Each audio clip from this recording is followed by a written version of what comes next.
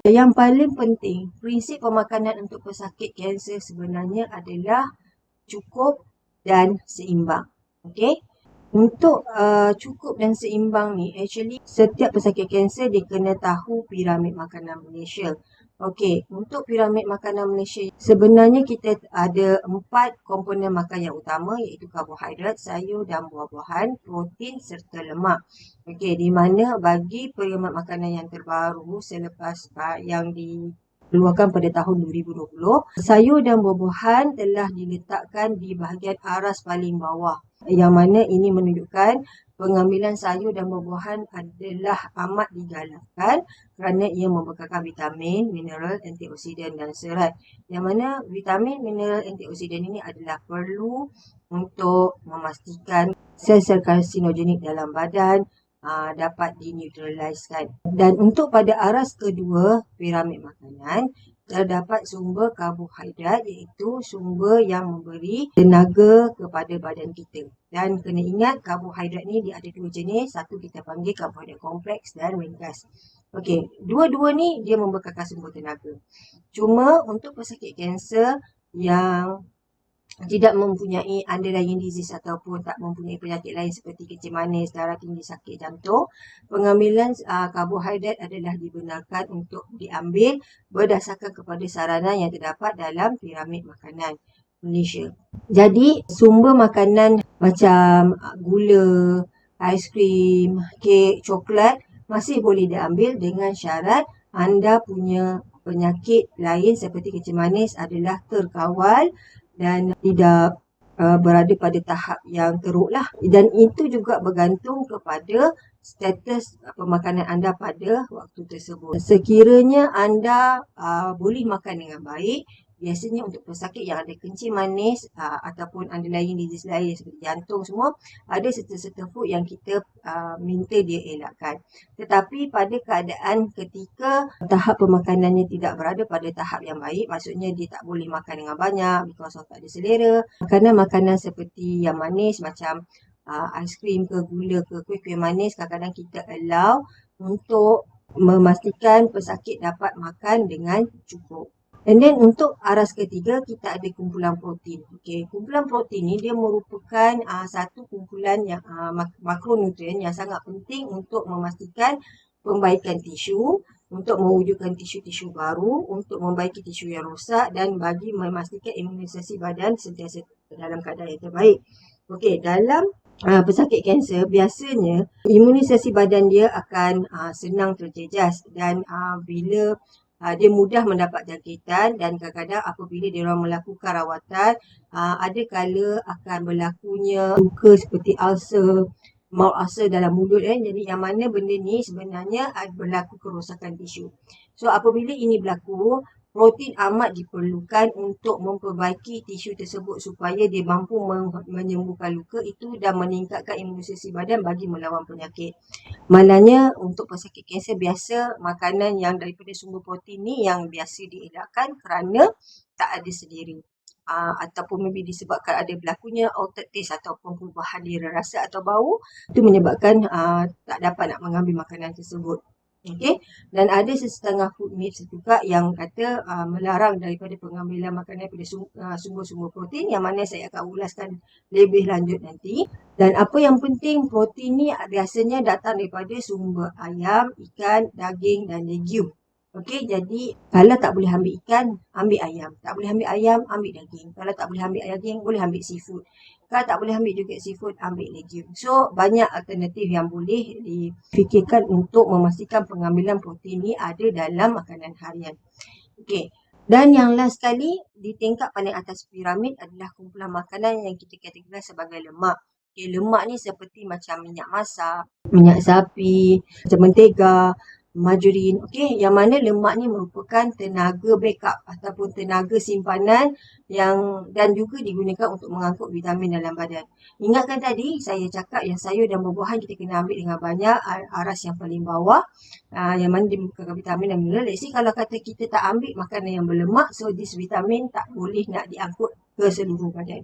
Okay, jadi bila saya kata boleh makan, bukan bermakna makan bersungguh-sungguh dengan kuantiti yang banyak, tidak. Dia mestilah mengikut keperluan.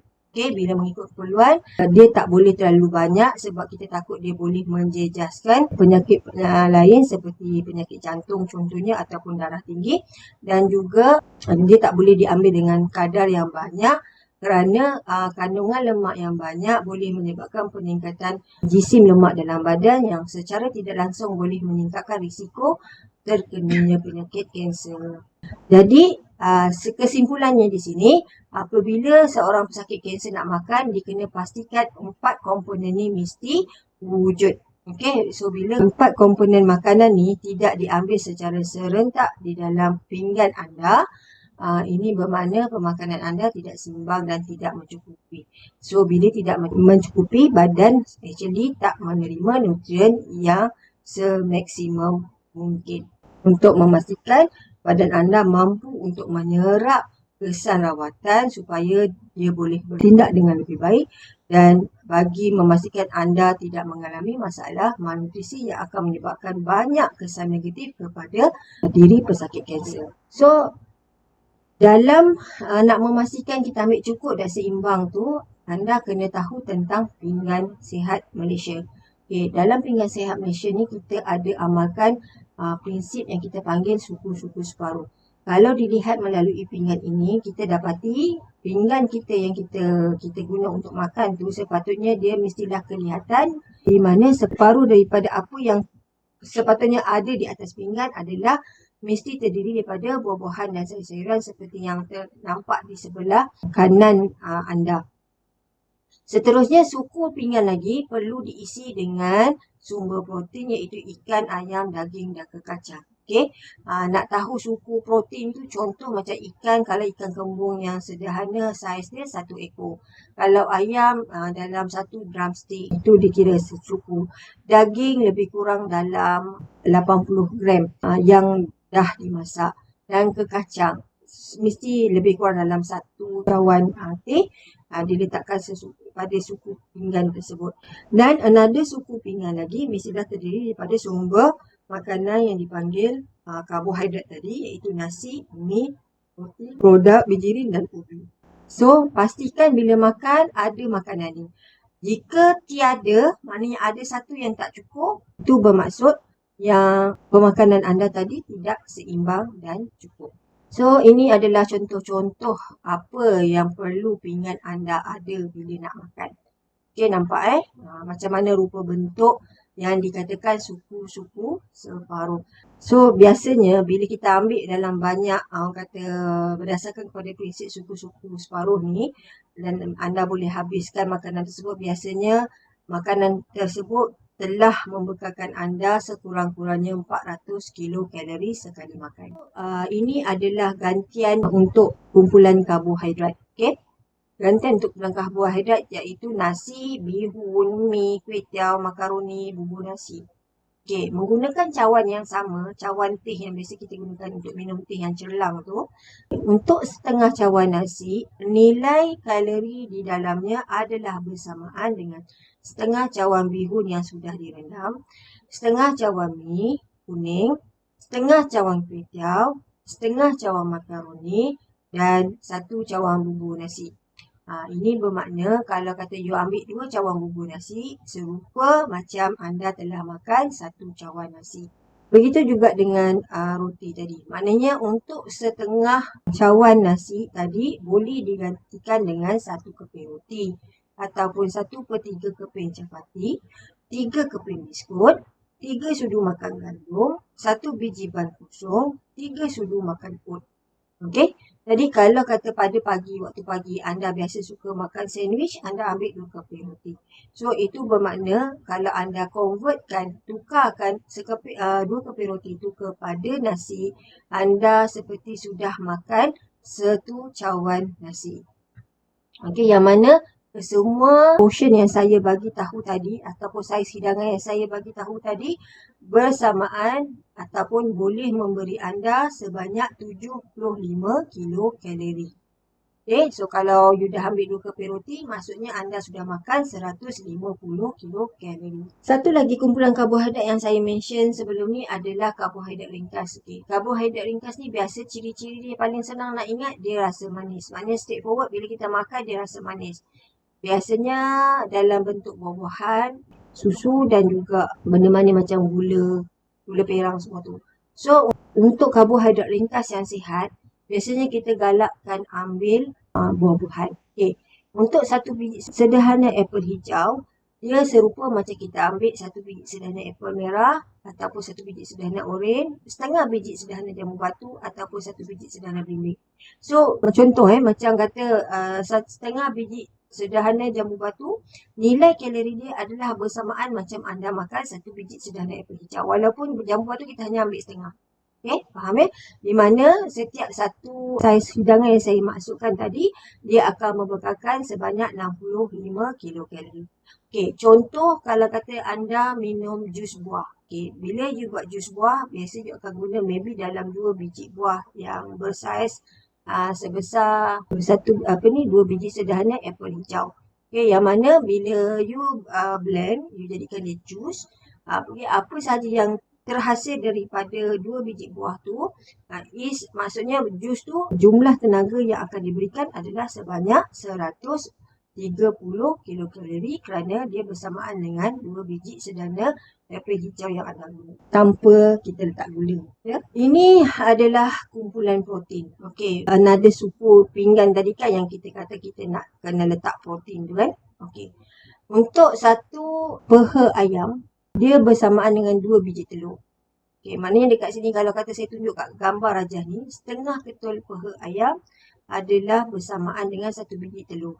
Let's say kalau kata anda tak nak makan ayam, you nak gantikan dengan telur. Untuk supu pinggan, you kena ambil 2 biji telur rebus contohnya. Barulah dia menyamai macam you makan 1 ketul peha ayam. Kalau kata kita ambil bahagian isi, untuk setiap 1 ketul ayam tu kita boleh gantikan dengan 80 gram ayam. Kalau kata kita tak boleh nak timbang, kita boleh agak-agak lebih kurang dalam 2 saiz kotak mancis.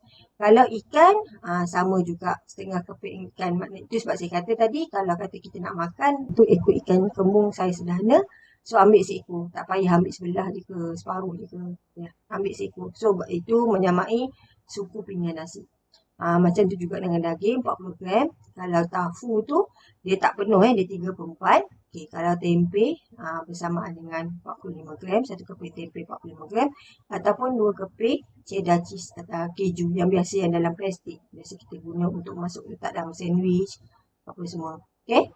So kalau kata nak menggantikan 1 ketul ayam sebenarnya kena ambil 4 keping cheese. Setiap satu ataupun setengah ketul peha dia akan provide lebih kurang 35 hingga 65 kilokalori untuk apa yang anda makan. So, kalau you ambil 1 ketul peha bersamaan dengan 130 kilokalori. Yang ni yang belum dimasak. Maknanya tak campur tenaga daripada minyak yang kita gunakan untuk masak tu Untuk legume, kita boleh tengok gantian dia seperti tertera di slide.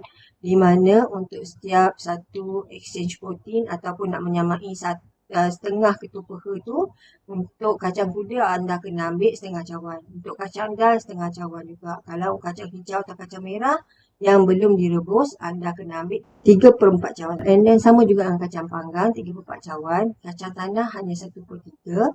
Untuk kacang soya pula adalah 2 cawan susu soya. Kalau pucuk kena ambil lebih kurang dalam setengah keping pucuk yang mempunyai berat sebanyak 16 gram. Dan kalau kita ambil macam kacang almond, kena ambil 20 biji. Maknanya bila you ambil 20 biji almond, serupa macam you makan setengah ketul peha ayam ataupun setengah ekor ikan. Macam tu. Jadi kalau kata anda seorang yang vegetarian, kerana macam legumes ni, anda kena makan sebenarnya konsum dengan banyak untuk menyamai nilai protein yang diberi oleh sumber protein yang daripada haiwan seperti ikan, ayam, seafood tadi.